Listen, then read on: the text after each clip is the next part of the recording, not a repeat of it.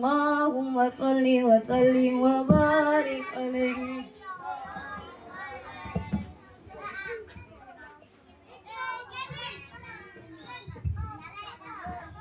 Assalamualaikum warahmatullahi wabarakatuh. Bismillahirrahmanirrahim. Alhamdulillahirabbil alamin. Asyhadu an la ilaha illallah wahdahu la syarikalah wa asyhadu anna Muhammadan abduhu wa rasuluhu sallallahu alaihi wasallam. La haula wa la quwwata illa billahil aliyyil azim. Amma ba'd. Turatil muhtaramin dumateng para alim, para sepuh ingkang tansah kawula takzimaken. Yang terhormat pada segenap jajaran Ustazah IPQ Al-Huda, yang terhormat kepada beberapa wali santri yang hadir, dan anak-anakku yang sangat saya cintai dan saya banggakan. Pertama-tama marilah kita memanjatkan puji syukur kehadirat Allah Subhanahu wa Ta'ala, yang mana pada sore hari ini kita masih ditakdir berkumpul dalam rangka halal bihalal, dalam keadaan sehat walafiat. Amin amin ya rabbal alamin. Kaping kalipun sholawat serta salam semoga selalu tercurahkan kepada Nabi kita Muhammad sallallahu alaihi wasallam, yang mana beliau telah memberikan pengorbanan, perjuangan, bimbingan kepada kita semua lewat ajarannya syariat agama Islam. Hadirin anak-anakku yang sangat saya sayangi,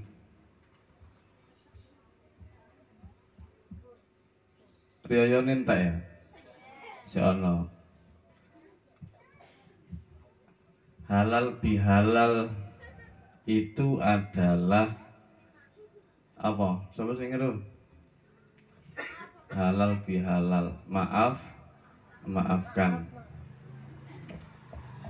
Berarti sing wingi gelut, sing sabene ngaji gelut, marine lek mari riyaya gak oleh gelutan.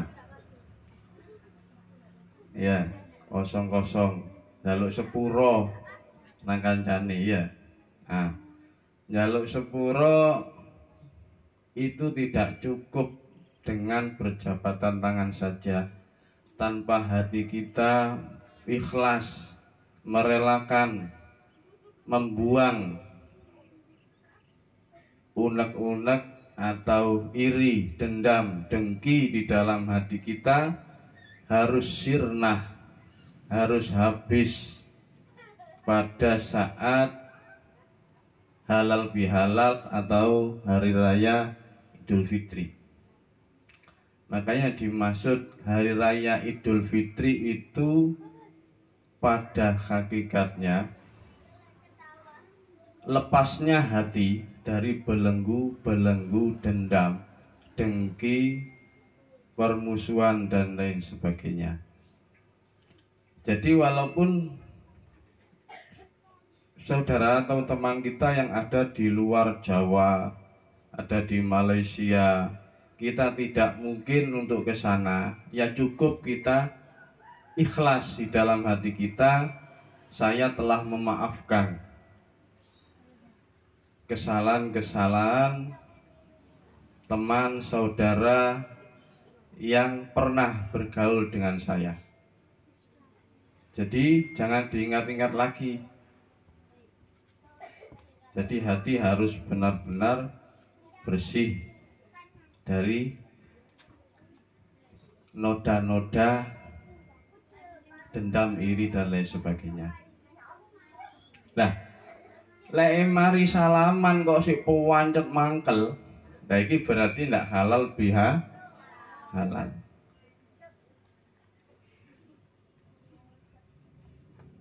Nah, carane piye isane ndak bangkel? Rahasianya satu. Kita harus yakin bahwasannya pergerakan semua makhluk di dunia ini adalah atas kehendak dari Allah Subhanahu wa Ta'ala. Jadi Allah itu Maha Pengasih, Penyayang, Pemaaf. Sampean tahu ngapusi ibuke? Ndak tahu let. Nang ana sing bayar buku, Bu, bayar buku regane 5.000 diwara 10.000. Mbadi 5.000. Ana ya arek sing ngono iki. Hah? Nah, ada ya? Alhamdulillah. Terus yang biasa nyepakan kancane ngacung. Ngaku. Jadi mari halal bihalal, mari ini lek mari salah nambah kancane dijaga, jauh sampai nyepakan kancane maneh. Dirungokno. Sampean lek gak kepingin disalahi kancane, ojo nyala. Sampean lek dikutek lara apa ndak? Ya masih kancane sampean, lek sampean kutek ya lara. Oh iya, aku lek dikutek ya lara rek, lek ngono aku ndak.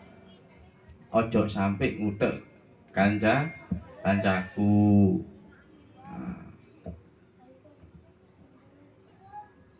Jadi hikmah dari halal bihalal ini, kita harus bisa melepaskan belenggu-belenggu iri, dendam, dengki, dan sebagainya. Kuncinya kita harus yakin bahwasanya apapun perbuatan makhluk di dunia ini semuanya Allah yang menggerakkan.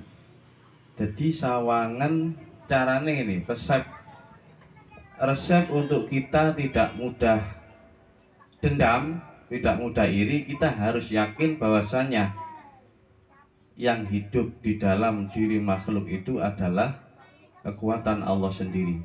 Tanpa Allah maka makhluk itu tidak akan bisa marah, tidak akan bisa mbangkelno.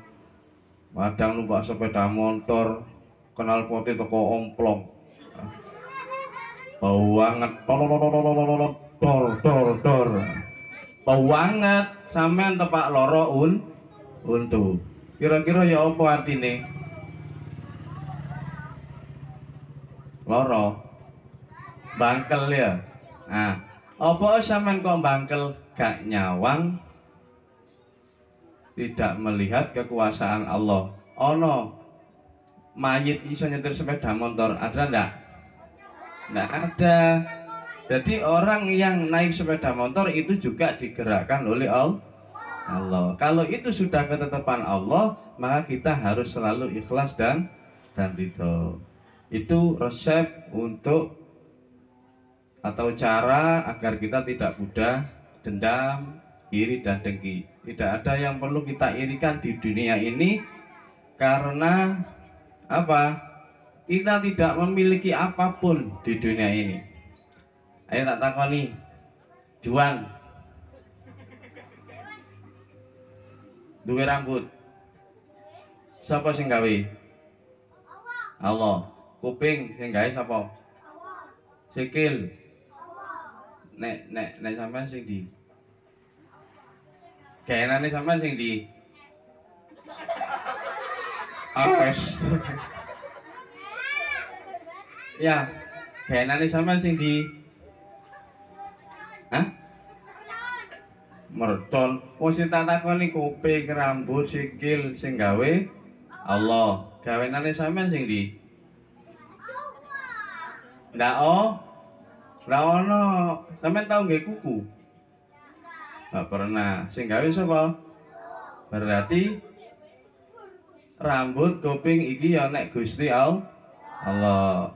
Lho, sampean duwe apa? Gak duwe apa? Apa? Terus di Japone sampean angin. Sing gawe sapa?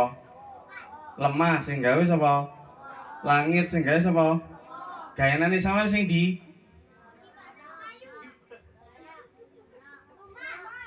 gak ono. Jadi kesimpulannya ketika kita hidup di dunia janganlah merasa angkuh dan sombong karena kita tidak mempunyai apa-apa.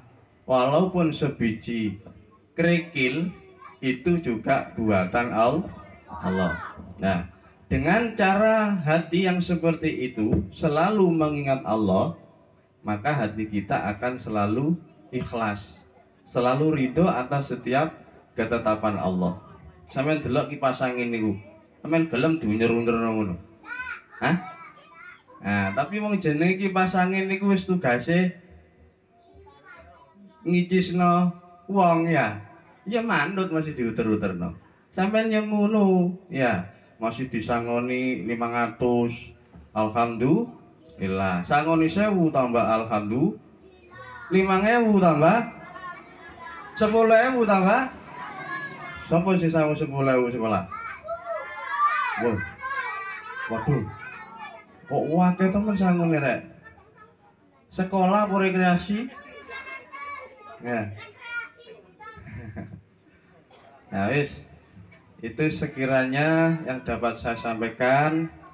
Kemarin ada beberapa saya mendengar ada anak-anak itu yang mau berhenti ngajinya.